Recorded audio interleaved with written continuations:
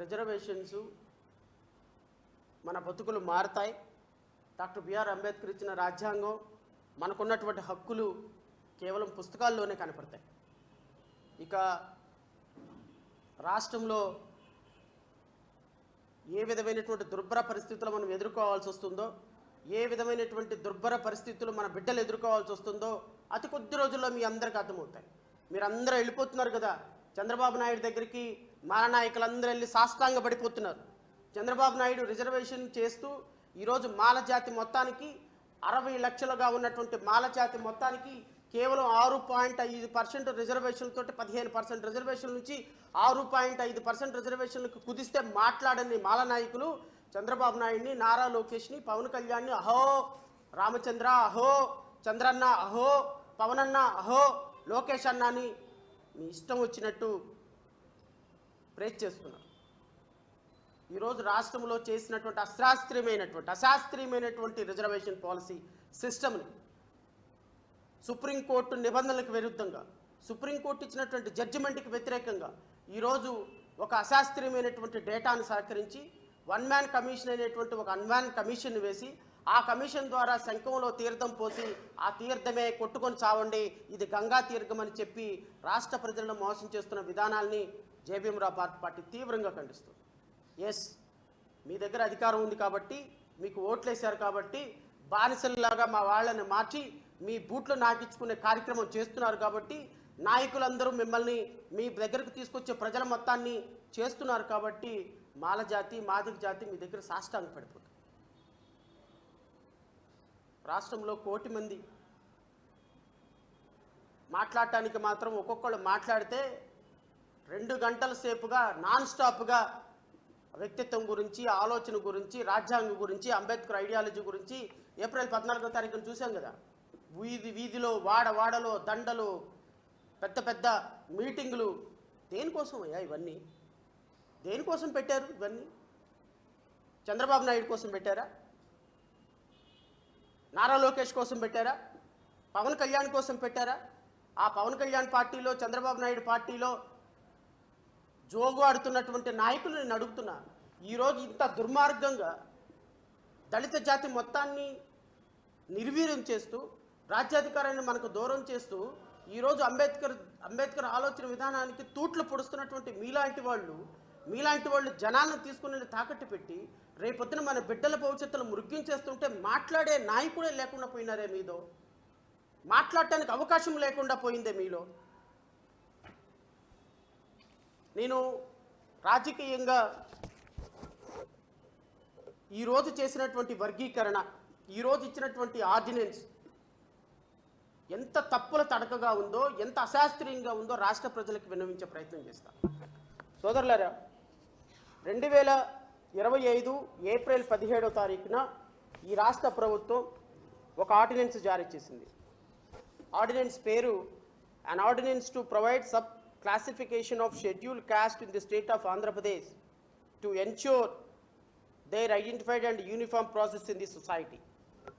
Andhra Pradesh Ordinance 2 of 2025. దీని ప్రకారంగా మొత్తం 15%గా ఉన్నటువంటి రిజర్వేషన్ని 1% గ్రూప్ 1కి, 6.5% గ్రూప్ 2కి, 7.5% గ్రూప్ 3కి, అంటే గ్రూప్ 1లో ఉన్న మొత్తం 59 ఉపకులాలని 3 గ్రూపులుగా విభజించి అందులో 12 కులాలని 1వ గ్రూప్లో పెట్టి, 18 కులాలని 2వ గ్రూప్లో పెట్టి, 29 కులాలని 3వ గ్రూప్లో పెట్టి 1%, 6.5%, 7.5% మొత్తంగా 15% రిజర్వేషన్ని ఈ రాష్ట్రంలో 59 ఉపకులాలకి పంచింది. అయితే గౌరవ సుప్రీంకోర్టు చెప్పినటువంటి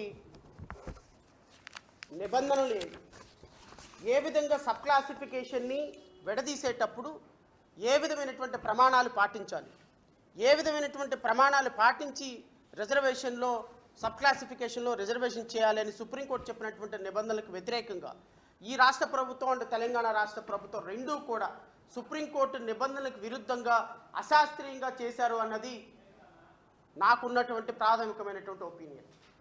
గౌరవ సుప్రీంకోర్టు చెప్పినటువంటి విధానం ఏంటో నేను మీ అందరికీ ఒకసారి వివరిస్తా. The subclassification amongst the scheduled caste for giving more beneficial treatment is permissible in law. That for doing so, అంటే రాజ్యాంగ పరంగా క్లాసిఫికేషన్ అనేది పర్మిసిబుల్. బట్ రాజ్యాంగ పరంగా 15% రిజర్వేషన్ని వివిధ కులాలకి సబ్ క్లాసిఫై చేయాలి అంటే రాష్ట్ర ప్రభుత్వం ఏం చేయాలి అనే దాని మీద ఒక పూర్తి స్థాయి డైరెక్షన్ హానరబుల్ సుప్రీంకోర్టు ఇచ్చింది. ఎందుకంటే రాజకీయంగా నేను మాట్లాడాల్సింది మాట్లాడినా. ఇప్పుడు ఈ సబ్ క్లాసిఫికేషన్లో జీవో ఇచ్చేటప్పుడు రాష్ట్ర ప్రభుత్వం చేసినటువంటి తప్పిదాలు ఏంటి అనేది రేపు న్యాయస్థానాల్లో మేము పోరాటం చేసేటప్పుడు, ఎందుకంటే రాష్ట్ర వ్యాప్తంగా నాకున్నటువంటి ఇన్ఫర్మేషన్ రమారమి 500 పిటిషన్స్ హైకోర్టులో వేయబోతున్నాం. 500 పిటిషన్లు హైకోర్టులో పడబోతున్నాయి. ఎందుకంటే ఇది ఒక కేవలం మాలల సమస్య కానే కాదు, ఇది మాదిగల సమస్య కూడా, ఇది 59 ఉప్పు కులాల సమస్య కూడా. ఈ 59 ఉప్పు కులాలను ఈరోజు 3 గ్రూపులుగా విభజించి ఒక గ్రూపులో 12, ఒక గ్రూపులో 18, ఇంకో గ్రూపులో 29 పెడితే ఈ గ్రూపులుగా విభజించినటువంటి వీళ్ళు రేపొద్దున శత్రువులుగా ఇంకో గ్రూపు వ్యక్తుల్ని ఫాలో అవుతారు. ఇప్పుడు జడా శ్రావణ్ కుమార్ అనేటువంటి ఒక వ్యక్తిని మాదిగలందరూ శత్రువుగా చూసే పరిస్థితి వస్తుంది. అన్నదమ్ముల్లాగా బతికేటువంటి మా మధ్య విభజించి ఇదిగో నువ్వు ఒక గ్రూపు, నువ్వు ఒక గ్రూపు, నువ్వు ఒక గ్రూపు అని పెట్టి ఈ 3 గ్రూపుల్లో ఉన్నటువంటి వ్యక్తులను శత్రువులుగా చేసి నిజమైన శత్రువులు దాక్కుంటున్నారు. నిజమైన శత్రువులు మాకు కనిపించటం లేదు. మాలలకి మాదిగల శత్రువులు, మాదిగలకి మాలల శత్రువు. రేపొద్దున ఈ రిజర్వేషన్ పాలసీ మొత్తాన్ని కూడా విభజించినటువంటి పాలసీ రేపొద్దున క్రిమిలేయర్ సిస్టమ్ అమల్లోకి వస్తే, క్రిమిలేయర్ సిస్టమ్ నుంచి రిజర్వేషన్ ఎత్తేసే ప్రక్రియకి అమల్లోకి వస్తే, రిజర్వేషన్ ప్రక్రియ అమల్లోకి వచ్చేసిన తర్వాత ఎత్తేసిన తర్వాత మాకు లేకపోయినా పర్లేదు కానీ వాడికి ఉండకూడదు, వాడికి లేకపోయినా పర్లేదు కదా మాకు ఉండకూడదని చెప్పేటువంటి ఒక దురదృష్టకరమైనటువంటి పరిస్థితిని ఈ మాలా మాదిగా 59 ఉపకులాల్లో సృష్టిస్తున్నటువంటి చంద్రబాబు నాయుడిని ఏమనాలి? 1 కోటి మంది చితికి నిప్పు పెట్టి ఆ నిప్పులో చలిమంట కాల్చుకుంటున్నటువంటి చంద్రబాబు నాయుడు ఏమనాలి? 1 కోటి మంది చితికి నిప్పు పెట్టి నేను కూడా తీసుకొచ్చి ఇంకొక 30 లక్షల మందిని చంపేస్తాను అని దాంట్లో చలి కాల్చుకుంటున్నటువంటి రేవంత్ రెడ్డిని ఏమనాలి? మళ్ళీ ఈ రేవంత్ రెడ్డికి చంద్రబాబు నాయుడికి మాలా నాయకులు సాష్టాంగ పడిపోయి ఎలక్షన్ టైంలో కరెక్ట్గా తలా ఒక 25 లక్షల రూపాయలు తీసుకొని నువ్వే మా నాయకుడు నాయనా, నువ్వే రావాలి మళ్ళీ అని చెప్పి ఈ మాల సంఘ నాయకులందరూ వెళ్ళిపోయి మళ్ళీ చంద్రబాబు నాయుడు దగ్గర కాళ్ళు పట్టుకుంటారు, లేకపోతే జగన్మోహన్ రెడ్డి దగ్గర కాళ్ళు పట్టుకుంటారు, లేకపోతే రేవంత్ రెడ్డి దగ్గర కాళ్ళు పట్టుకుంటారు.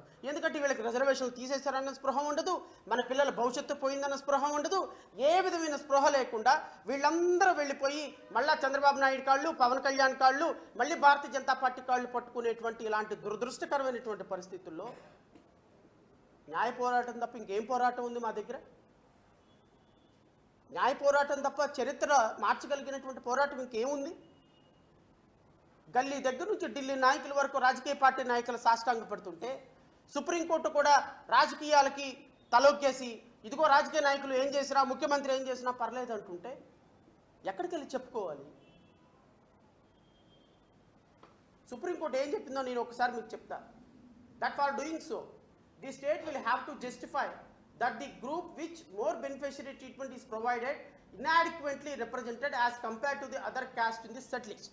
59 ఉపకులాల్లో ఉన్నటువంటి వెనుకబాటుతనాన్ని that for while doing so the state have to justify the same on the basis of empirical data that a subclass in whose favor such more beneficial treatment is provided is not adequately represented.